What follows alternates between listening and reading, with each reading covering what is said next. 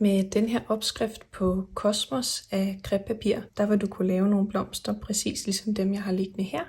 Og du vil også lære, hvordan du kan farve dit papir i de farver, der er her, hvis du har lyst til at gøre det. Det er en opskrift, som jeg har lavet til begyndere, så du kan også fint være med, hvis du aldrig har lavet crepepapirblomster før. Jeg skal nok forklare alt, du behøver at vide undervejs. Så alle kan være med. Og hvis nu der er nogen, der synes, at de her tynde blade på blomsterne ser lidt svære ud, så er der i opskriften også en mulighed for, at man kan lave et lidt nemmere blad, og lige øve sig lidt på det, før man laver de lidt tyndere blade. Jeg gennemgår lige, hvorfor nogle materialer du skal bruge til at lave blomsterne. Det første, du skal bruge, det er selvfølgelig noget crepepapir. Det jeg har her, det er det, der hedder italiensk 180 gram crepepapir, og det er et af de mest almindelige crepepapir, man kan få. Så hvis du ser noget crepepapir i en butik, så vil det typisk være det her. Og du skal bruge det i gul og sort til midten af blomsten, og så skal du bruge grøn til bladene og stilken,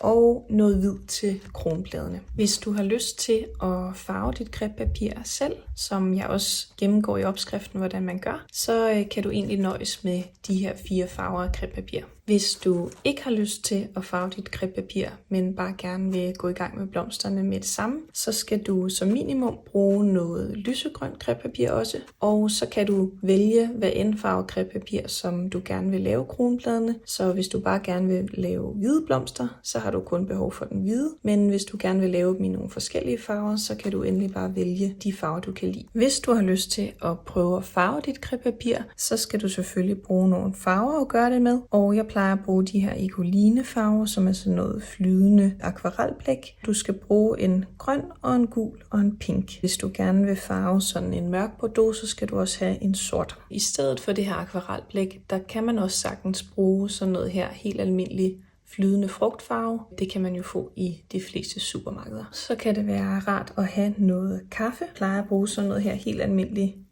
instant kaffe. Det bruger jeg også til at farve med for at få nogle sådan lidt mere naturlige farver. Så skal du selvfølgelig også bruge en saks og en lille tang til at kunne bide ståltråd over med. Og det kan også være rart at have en lineal med centimetermål. Så skal du bruge et redskab til at fordele dit flydende lim på papiret. Der kan man bruge sådan en her lille spatel, og det hedder en Catalyst by Princeton, størrelse 04 mini. Men hvis du ikke lige har sådan en, så kan du altså også godt bruge for eksempel et aflagt plastikkort til ligesom at sprede limen ud med. Så skal du bruge 2 tykkelser ståltråd. Det tykke ståltråd, det skal bruges til stilken, og det tynde ståltråd skal bruges til inden i de grønne blade. Det tykke ståltråd, det skal selvfølgelig kunne holde lidt af blomstens vægt, men det må stadig meget gerne sådan være noget, du kan bøje. Og det tynde ståltråd, det skal egentlig bare være så tyndt som muligt. Det jeg har liggende her, det er det, der hedder blomstertråd. Det er ligesom beklædt med papir,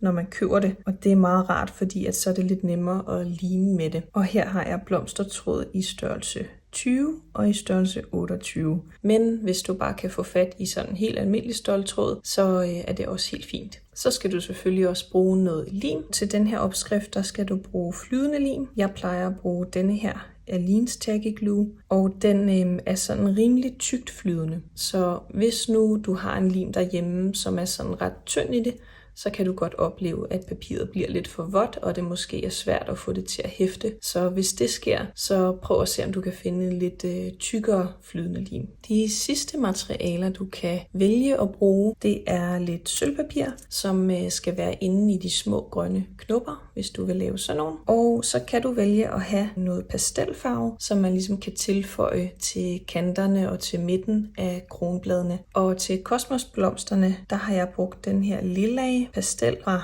Paint Pastel, og det er nummer 430,3, men du kan altså også sagtens bruge andre farver, hvis du har lyst til det. Og så skal du bruge en lille pensel til at fordele pastellen med.